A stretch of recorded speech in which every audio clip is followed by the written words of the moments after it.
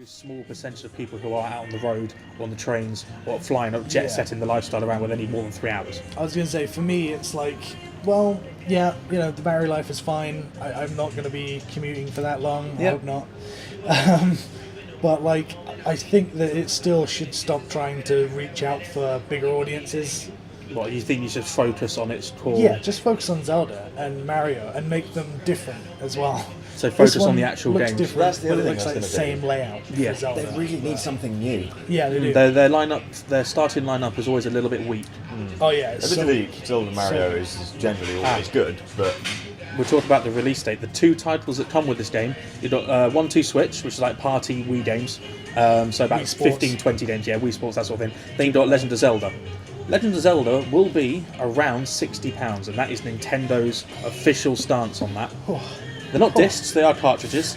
I don't think it makes much difference in price, to be honest. I think they're, again, outpricing themselves against people that would rather spend, I don't know, £40, $49.99 maximum on a new PlayStation or an Xbox game.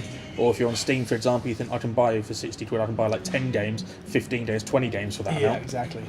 That's what I mean. Like they seem to be like, we're still marketing the family stuff, but we're a big boy now, so we can charge big boy prices for everything. And have like more mature games. Of course, we've got to mention the internal storage as well. The same with the games and stuff like that. All the game data will be saved on the actual cartridge itself, like 3DS, DS games. It doesn't mean you'll be able to use those games on your Switch. No, you can't do that.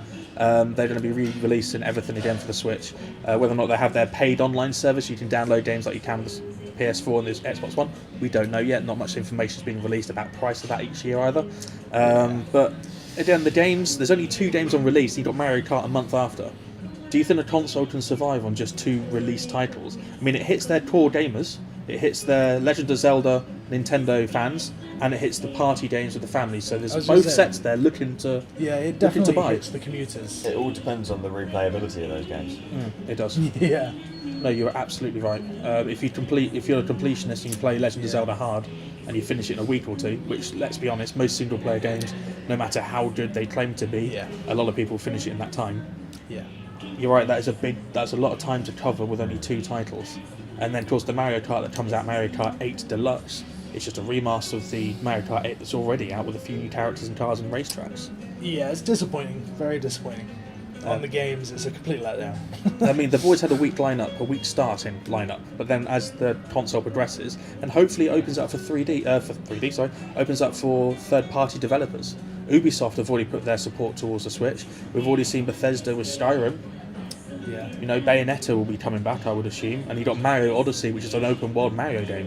Which, if that pans out to be as good as it looks, hands up, Nintendo. That's a pretty strong lineup. Yeah, it's also, I think, slightly confused as well, because like they showed that the controllers can like register your hand, and then like they can move around. And a part of me was like, just a little part, the optimistic part was like, they're going to make a VR headset for it. That's why they've got these motion controls already there. I think they're trying to tap into what they did so well with the Wii, where they had that sort of like a motion controller. It was obvious what it was for. You can do so many things. But a lot of party games involve the motion controller.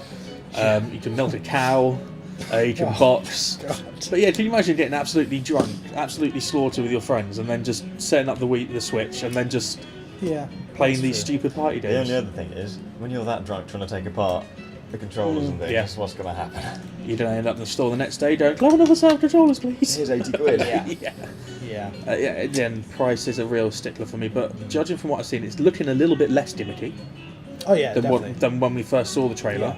Looks like they're taking this really seriously, and it's I hope still too expensive though. Yeah, I know it is, but I hope they prove that they can do a console, because if this does fail on its ass, I don't see Nintendo doing anywhere near console gaming again.